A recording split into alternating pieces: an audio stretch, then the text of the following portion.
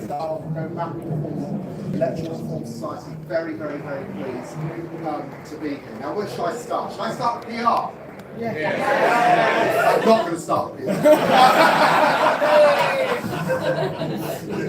Look, I want to start, if I may, with my brief, because we are gathering at a time where I think it is important to just recognise that there are less democracies in the world than there were 10 years ago.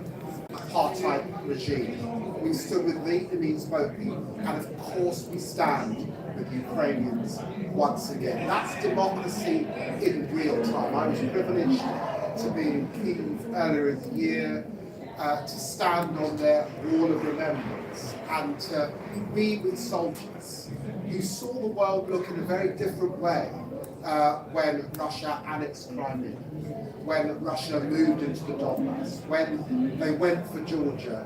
And in a sense, that debate about the truth of democracy, the reality of democracy, we weren't having in the way that we're having it now. And so I just wanted to be crystal clear about why this moment is so important. And then, of course, in a sense, Ukraine represents a global moment, but democracy begins and starts locally. And I believe that our country has been ill at ease for some considerable time, maybe certainly for at least a decade.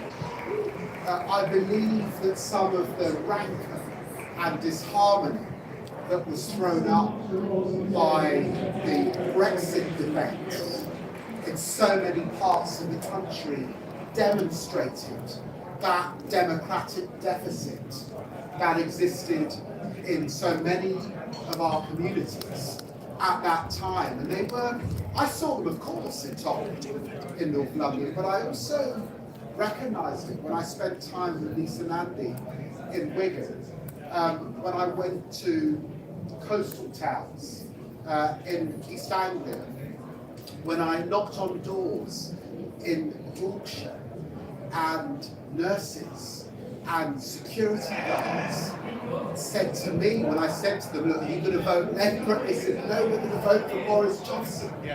Something was wrong. Something was ill at ease. And that's about locality and how we deal with locality. I've always been very keen on citizens' assemblies as a way of determining and thinking about policy and how you can engage people. I'm absolutely committed to see local government renewed once again. We don't say enough, but I think it was a mistake when we got rid of the old regional development agencies. We did so much to revive places like the Northwest, certainly the Northeast, gone under this government. And then there's also another phenomenon that we're dealing with, which is the digital age in which we are living in. Online harms and the way that social media is cutting across our democracies. Again, very real if you're in Ukraine, dealing with digital and cyber interference from a very powerful power next door. But we know that those big powers have also interfered in our own democracy and in other democracies at this time. So when we talk about that renewal, it must also be about regulation, and therefore the Online Harms Bill, as the first attempt to regulate, and I believe it probably is a first attempt, is something that you would expect a Labour government to build on in office. And then what is the democratic settlement that's important across our union? We treasure the union, and I look forward to seeing Gordon Brown's work presented to our party and our country as we think harder about the devolution settlement that we have in this country and what democratic renewal means for the different parts of the country, particularly in a post-Brexit environment. And then, of course, there are the age-old issues. Concerns about the nature of how Parliament works in its relationship with the House of Lords. I'll say no more, but an issue that has always been dear to many people within the Labour tribe. And also, I know this, and I spoke about this when I was a backbencher, real concerns that the system that we have locks out progressives in the democratic debate. It's extraordinary when you think about it. The Labour Party was just in power in the 20th century for 22 years. It's the length of time that I've been in Parliament. 22 years. Think of me as a young Denzel Washington. That's the extent of time that the Labour Party had power in the 20th century.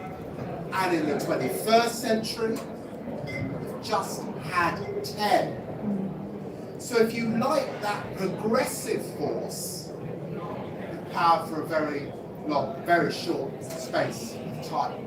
Now, I think we did a lot in that space of time. The NHS, minimum wage, peace in Northern Ireland, a lot of investment in our public services, particularly education, I'm thinking about, and a whole raft of other things. But imagine if progressives had their hands on power for longer in the 21st century. I know that there was a moment when the Liberal Democrats went off with the Conservative Party. I don't think that's a progressive moment, but clearly Liberal Democrats, Greens would like to see a more progressive country. And I know that that's the debate that the Labour movement is having about proportional representation. I want us to send the message to the public that we are confident, that we have a bold vision for the country as we come out of this conference. I don't want them to think we're sort of trying to stitch up deals that keep us in power. That's not the kind of party we are. So it's a delicate, difficult moment as we look at the prospects of power ahead of us. But clearly, as we renew our democracies, and democracies need renewing. You know, I'm able to go all over the world in this job, in countries that are newer countries, with deepening constitutional arrangements that are written down, with countries that have had terrible conflict and bloodshed. And that's why they've written the set of rules down. And I felt it was a very bizarre thing, you know. David Lammy, born working class from Tottenham, and there I am at the Accession Council. With all these prime ministers in front of me. I was just behind John Major, who seemed to be having a row with Boris Johnson again. But there I was in this massive constitutional moment. God save the King. A lot of, you know, I have to say, Penny Mordaunt did a very fine job leading the arrangements for the morning on that Saturday morning. But the bottom line was, this was something that's evolved. It's not constitutional in the sense that you can turn to a document and really understand the rules. And it did leave me thinking, where is the citizen in this arrangement? So all democracies need renewal of different kinds. And it's really very helpful at this point in time within the broad Labour family for organisations to come forward and think about what that democratic renewal means. And it's particularly important with the authoritarians, the despots, the social media warriors, those who could interfere and disrupt our democracy for ill gains. Very, very real that we fight back hard with powerful ideas about how we renew democracy for ordinary people and keep our country fresh, sharp, and on the money. Thank you very much.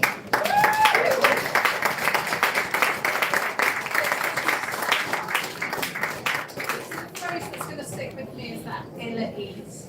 So ill at ease. How do you see that when you were knocking on the doors in Wigan and in Tottenham? What does that ill at ease look like, and how do you connect that with democratic renewal? What can the mechanism be to address not just the relationship between state and citizen, but between citizens as well? Well, the ill at ease is clearly. Actually, let's just step back a bit. I came into politics. It was actually a bit more, about 24 years ago, and as well as being a lot slimmer, it was an age in which politics was fought out on the centre ground. Great commentators were saying that sort of history is over. Certainly the understanding was that conflict was over. The real issue in the economy was in the country was it's the economy. That's the real issue. My God, we're in a very different period. And so when I knocked on doors, and I always make it my business to get beyond Tottenham in any general election cycle, what worries me is I'm sometimes hearing what populists have pushed through channels like Facebook and others, repeated back to me, and a lot of it is lies. It's just lying.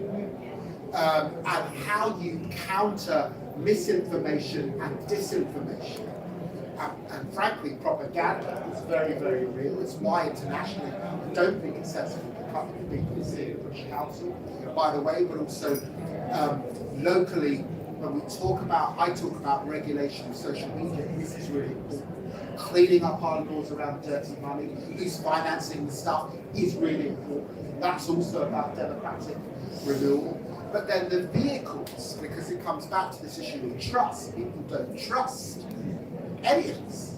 They don't trust what we've got to say. They're cynical about it. So the most cynical candidate wins.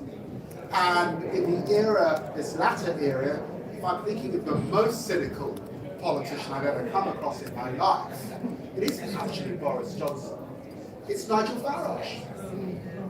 And of course, Boris Johnson did a deal effectively with Nigel Farage at the last general election, and it's very, very cynical indeed how they won power.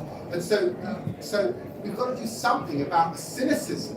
And I think that in the end is about how we empower people and how we give power back. Now, here's where the language tends to make people's eyes roll over. So we talk about devolution, and it doesn't excite people.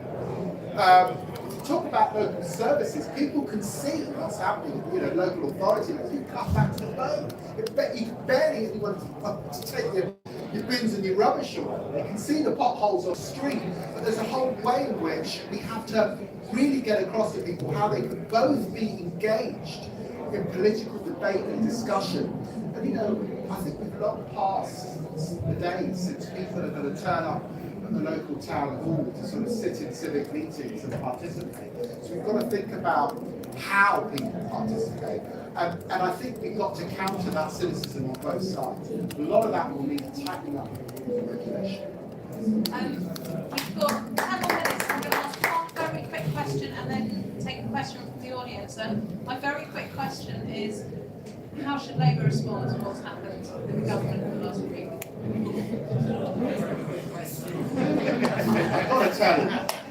I've got to tell you, what has happened with this trickle-down economics that always goes the same way. It makes billionaires billionaires, and makes the working class the working poor. That's what trickle-down economics is about. I believe strategically it was a huge mistake to lift the cap on bankers' bonuses, because there's a public consciousness that this story began in 2008 with that crash, and there are a set of folk who got away with quite a lot, and I believe that that's quite deep in the British psyche. So I think that was a strategic error. I think it was a strategic error to scrap the 45 pence rate of tax, and I saw a line on Sky running across the ticker tape today. Labour would reintroduce it as if it was some sort of look. No, what we said is we think you should scrap it. Actually, the 45% was George Osborne's idea. I mean, it's just basic that you should not be getting rid of that for the highest earners in the country. I think that was a strategic mistake. There are some things in there around enterprise zones that, of course, have a different effect on the economy. But a dividing line is opening up. It's a huge opportunity for Labour and progressive parties to make the case for why you don't have a trickle-down economy, you have a build-up economy that starts with putting more money into the hands of poorer people in society. If the government, for example, had reversed their cut to universal credit, the £20 they took off people, then we could talk. If they had a real story about investment in public services, then we can talk. But borrowing in this way, in an inflationary gambling on growth, I've got to tell you, I don't think there'll be growth in the economy, and I think the British people will punish him as a result. And we have to take that opportunity and run through that door, and I hope build a serious majority that means that we might be in power, as I said, for more than 22 years beyond the 20th century. Thank you. And a question from the floor. I'll do this. I didn't expect that great. You're going to have to project. Okay. Obviously there's a very big issue at conference this year about proportional representation. You knew this was coming. It was the thing most of the submitted motions for again like last year. My question is, we've got the numbers, so theoretically we can get it through, we've got the unions now aboard. So the question is, like, how do we get it into the manifesto? Because I know you support PR, but this is a sensitive topic right now. How do we get it into the manifesto? Because without equal votes, we don't get the equal country that we want. Well, look, I've been sympathetic to PR in the past, that's my record, and my attitude broadly to the debate, and the debate that I recognise a very real debate in our movement, in the party, and is gathering a lot of steam. I am crystal focused on the public and on winning the next general election, and I have to be honest, no one has ever raised this on the doorsteps of Yorkshire, the North East, the North West, that is the truth. They don't raise these issues, and so it's important that we have the debate and discussion, that we recognise this conference got to look outward to the public, we've got to look like winners, and we've got to be careful that we don't look like we're sort of trying to stitch up a deal to keep us in power for longer than we might otherwise might get necessary. So there's a balance to be struck there that I just sort of say sensitively as a friend. But I think we can all feel the momentum. I think that momentum's got something to do with being out of power so long. By the time of when we think the next election will be, we may well be been out of power for 14, 15 years. And so, of course, there's a feeling of unfairness when there are a lot of people in this country that constitute, if you like, a progressive coalition that otherwise might have been in power for some of that time. How? I don't know, because I've got a shadow for a policy group, so I'm not in the weeds of how that becomes some sort of manifesto. I can't answer that, but I recognise the debate. I think it's a healthy debate for a party like ours to be having, but I just caution we must be careful that we don't give the impression to the general public that we're not in the heart of their concerns, which are bread and butter issues around cost of living. Let's be honest, they're not around PR. And two, that almost we've given up, that we believe we cannot win with the system that we currently have. And I still believe when I look at Kwasi Kwata gurning at a funeral and coming up with this trickle-down economics, when I think of Liz Truss and some of the speeches she's delivered in the past at party conferences and the wood and lack of empathy that she shows, if we can't win the next general election on the rules as they stand, then we're really letting working people down in this country.